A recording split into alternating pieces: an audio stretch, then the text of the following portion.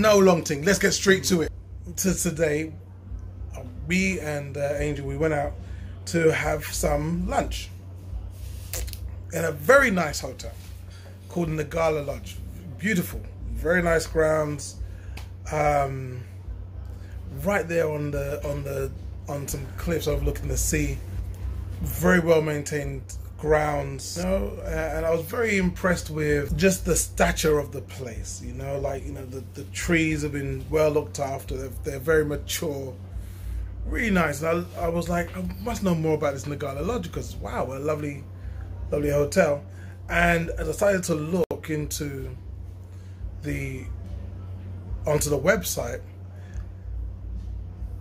One of the sections it started off with that the Nagala Lodge is an old colonial mansion, and that got me thinking. My brain starts pew pew pew.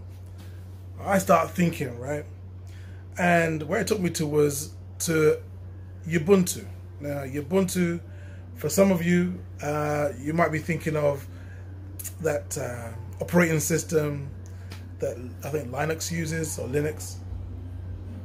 Some people say Ubuntu, there's different pronunciations, but Ubuntu, for the uninitiated, is a term, is an old African saying, or African term, and what it means is, I am because we are, and because we are, therefore I am. And it's always been pushed as a very positive saying, a call to action, as it were, and it's always been something that I've really kind of loved the power of. But today at Nagala Lodge, amongst this beauty and splendor,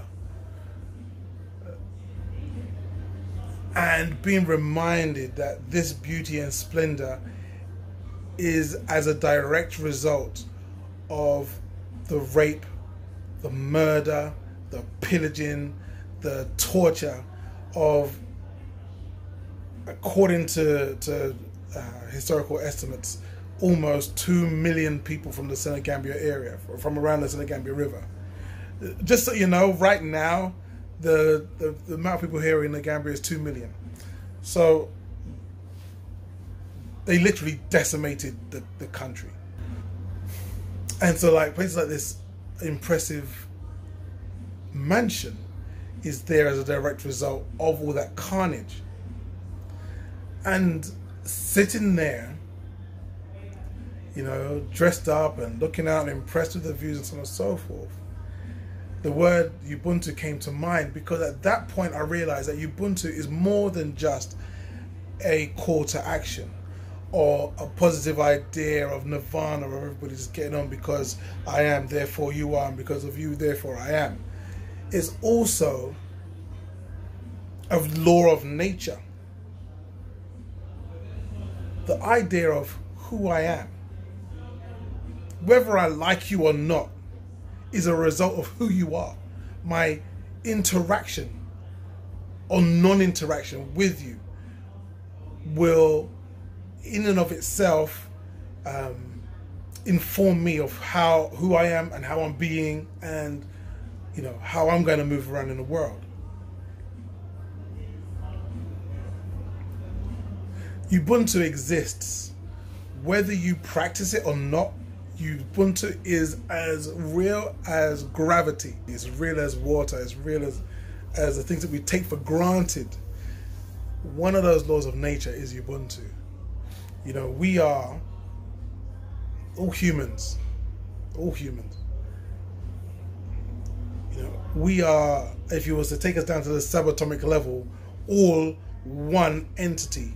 Anyway, you may be on the other side of this phone and I'm on the other side of your screen, and so we may not ever meet, but right now, because I'm cognizant of your existence, I'm inspired to speak. And because of the fact that you have this technology that has been designed by people on the other side of the world and been marketed, and the parts have been mined not far from where I am right now in order to go to the other part of the world, and you end up with this device in your hand that you can hold and see and listen to the words I'm saying. I am because you are, and you are because I am. It's that simple. Regardless of whether who I'm being is positive or negative. I'm there in a very nice environment, and that environment has been driven by the murder of my ancestors. Those people who came over here and exploited the natural resource, including the human resource of the Senegambia River and surrounding areas. Because of who they are, because of who they were, I am who I am. Because I speak in an English accent. I don't speak any other languages because of who they were being. So this very short video is really about an invitation, right? An invitation to you to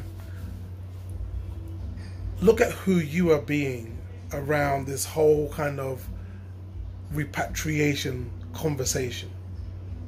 Because even if you're not coming here, your interaction with people who are here, your maybe even considering like setting up some kind of business with people who are here in the country or in the continent, you're speaking well of people who are moving over here. Even though we may not know it, it will somehow one day impact us, because of who you're being then informs who I am. We're connected on a level that we don't even really understand. We're only just starting to get a clue on it, even though our ancient ancestors don't know the program already for a long time. It's kind of mind-blowing. I was having a conversation with Phoenix Rain last night. She was here at the restaurant, and we were talking about the power of your word. So over there in the UK, United Snakes, your attention and your word is always being fought for. People are always trying to grab your attention, so you don't get a chance to be able to think and create and manifest yourself. From the minute you wake up, it's what's on the phone. Let me have a look and see what's on the phone. You're checking, you're scrolling. It's how many likes did you get while you were sleeping? You're thinking. The TV may go on.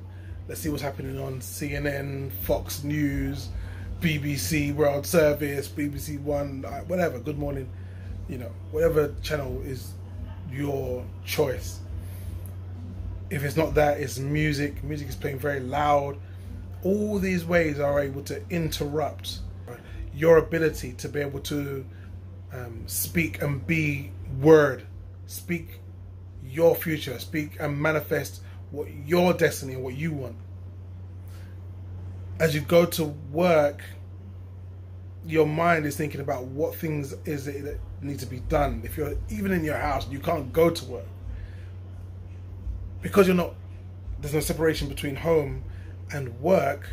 That conversation continues in your mind. Instead of your word being about what can you create, your word now becomes about what can I do in order to be to finish off, get to the next deadline, do what I need to do, be that reliable cog in this wheel, in a wheel of many wheels. We find ourselves always being told as to what we need to think. I remember many years ago I was invited to the NAACP Image Awards. Is it NAACP Image Awards? NAACP Awards, right? This was years ago. And I was there in Los Angeles, sitting down in the audience, and we're doing the thing live, and they take a break, and then like the lady, I forget her name, the one who's running BET, she comes up on stage and she says, to the audience of all these celebrities and so on and so forth, that we must remember our prime objective, the prime reason as to why we are here and what our business is. Our business is to create opinions. I was like, wow, I thought your business was to sell advertising revenue. No. What their business is isn't to tell stories, isn't to like make money off of advertising. It is to create opinions. They are opinion makers. Those opinions are given to us, whether that be through fiction. So like, you know, you could watch a film and it drives your thoughts about how you feel about certain people, certain political parties, so on and so forth. It could also be as far as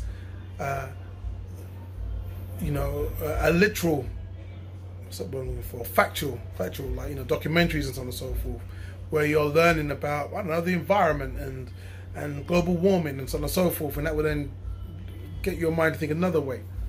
So what their job is to create opinions, and more opinion makers are coming online. You know, TikTok is there to create opinions.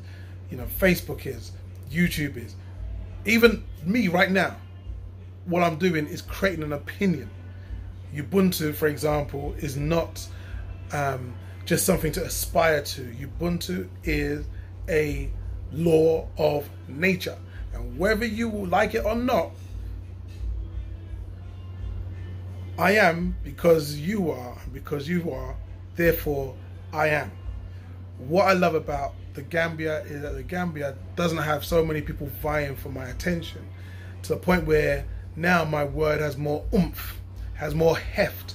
I can now manifest what I want better than ever before. I have to now be more cognizant of that and be more aware of what I say, because what I tend to do is talk about what I don't like, and because I tend to talk about what I don't like, I get more of what I don't want, and I go, listen, if I don't want this, but that's what I've been talking about. So now I have to be more aware of that.